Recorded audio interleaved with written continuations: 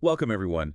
Today we're doing a deep dive into Plantations Estate. It's in Hillcrest, KwaZulu-Natal, South Africa. Right, and we're working from some source material that really paints a picture of it as a premier lifestyle estate, almost like a high-end brochure, really. Exactly. So our mission today is to kind of unpack that. What really makes this place attractive, for people looking to live there or maybe even invest? Let's get into it. What's the first thing that jumps out? Well, the source immediately highlights the whole ambiance, the design. Yeah, the Tuscan architectural theme, that comes across really strongly. Terracotta roofs, those warm It's colors. definitely aiming for a specific feel, isn't it? Sort of tranquil Mediterranean right there in Hillcrest. Absolutely, it sets a very distinct visual tone from the get-go. And a huge part of that seems to be the green space. I mean, the numbers are quite something. They are 86 hectares total land area, Wow. and 38 of those are specifically a protected conservancy, wetlands, forest trails, that sort of thing. Yeah. Okay, 38 hectares of conservancy. That feels like a serious commitment. Is that, like, unusually high for estates around there? That's a good question. Look, 86 total is substantial, yes. And dedicating nearly half to protected green space, I'd say that's definitely on the higher end compared to many developments. Often you might see maybe 15, perhaps 20% green space.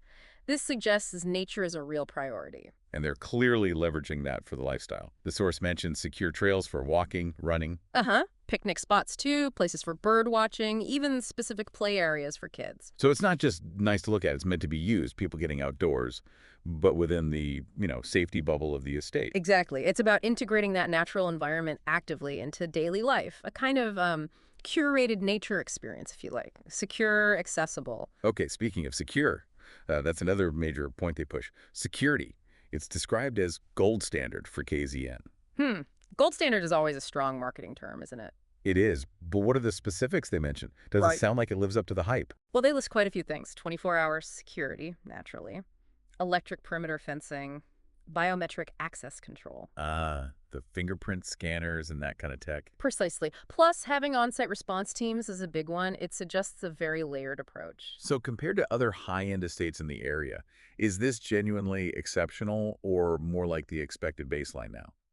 It's definitely robust. Many premium estates invest heavily in security. It's a major driver in KZN. But this combination, the tech, the manpower on site, it does paint a picture of a very comprehensive system. And the benefit they highlight is peace of mind, especially for families, retirees, executives, Mm-hmm. people who really prioritize safety. Absolutely. And it's interesting they mention integrating security into the home designs too, for privacy. Right, so it's not just the gatehouse and the fence. It's about feeling secure right inside your own space. Exactly. Creating that sense of sanctuary. It's a key part of the value proposition in this market. Okay, let's shift gears to the actual properties. The source mentions a real variety. Modern townhouses, sectional title units, freehold family homes. Mm-hmm. Could you quickly explain sectional title for anyone unfamiliar? How does that differ from freehold? Sure. So with sectional title, you essentially own your specific unit, say an apartment or a townhouse within a larger complex. Yeah. But you also share ownership and the costs of the common property. Think gardens, pools, security systems, driveways. Gotcha. Whereas freehold, you own the building and the land it sits on outright? Exactly. So having this mix means the estate can cater to quite different people, doesn't it? Yeah, different life stages, different budgets, maybe young professionals in a townhouse, families needing a bigger freehold home, retirees wanting less maintenance with sectional title. Precisely. It broadens the potential market significantly. But does that variety make it harder to maintain, say, consistent standards across the whole estate? It certainly could. You need strong architectural guidelines, good management, making sure the R1 million apartment section feels just as high quality and integrated as the R5 million house section. But if they pull it off, it reinforces the idea of overall quality and potentially better investment value across the board. Interesting. Now, something else that stood out was the on-site stuff. A cafe, daycare centers, even a hair and beauty salon. Yeah, they seem to be aiming for a kind of self-contained ecosystem feel. How important are those kinds of conveniences within a lifestyle estate?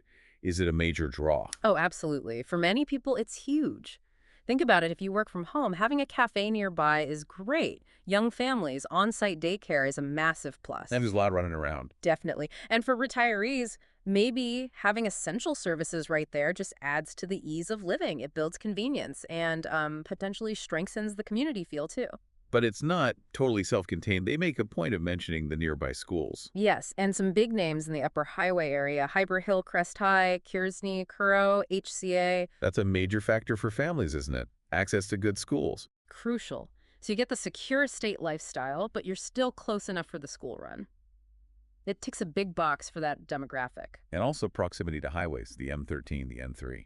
For commuting or business, Right. Easy access to Durban, Peter Maritzburg. It shows they've considered the practicalities. You're not isolated up there. so it's this balance between being a haven and being connected. Exactly.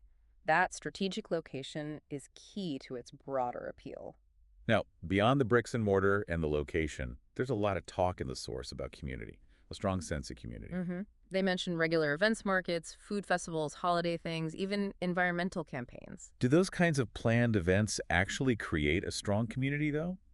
Or does it depend more on the residents themselves? That's the million-dollar question, isn't it? Look, these organized events definitely help. They provide the opportunity for people to meet, to interact, build connections. They can act as a catalyst, create shared experiences. But you're right, a genuine sense of community often grows more organically, too, from neighbors chatting, shared values, kids playing together. So the events facilitate it, but don't guarantee it. Pretty much. But having them shows an intention to foster that belonging, which is attractive in itself. It's not just somewhere to live, but somewhere to, belong. Okay, let's talk investment. Buying property is usually the biggest investment people make. The source points to Hillcrest real estate growth, especially in secure estates. Yes, it highlights potential for good rental yields, strong resale value, demand from local and international buyers. Is that generally a fair assessment for estates like this in that area? Broadly speaking, yes. Well-managed lifestyle estates in sought-after areas like the Upper Highway have tended to perform well. Security and lifestyle are huge drivers of demand. And the mention of eco-conscious planning, that's increasingly important for long-term value, too. Sustainability matters more and more. So buying in could be seen as both a lifestyle choice and a potentially sound financial move. That's certainly the angle they're presenting. High growth area, desirable product. It ticks those investment boxes, on paper at least. Of course, market conditions always apply. And to give a few examples, don't they, just to illustrate, like a 3-bed townhouse, pet-friendly. Aimed at young families, perhaps. And then a bigger luxury, 4-bed home, pool, home office views. And a modern apartment lock-up-and-go style for professionals or retirees, maybe? Exactly. It just gives you a feel for the range and who they might be targeting with each type. They suggest checking current listings for the real picture, obviously. So pulling it all together, Plantations Estate seems to be selling much more than houses, the whole package, right? Definitely. It's a lifestyle package built around security, that specific Tuscan aesthetic, community warmth, nature access, on-site convenience. All wrapped up in a location that offers both that retreat feel and practical connectivity. Plus, the investment angle. Precisely. The narrative is very consistent. Secure, family-friendly, community-focused, aesthetically pleasing, convenient, and potentially a good investment. It's positioned as a top-tier offering in KZN. So, for you listening, it's worth thinking about. When you weigh up a property decision, what matters most to you? How do you balance things like security versus, say, design aesthetic? Community feel versus investment potential. A place like Plantations Estate clearly has its own specific blend. How might that align or not align with your own goals? Something to consider.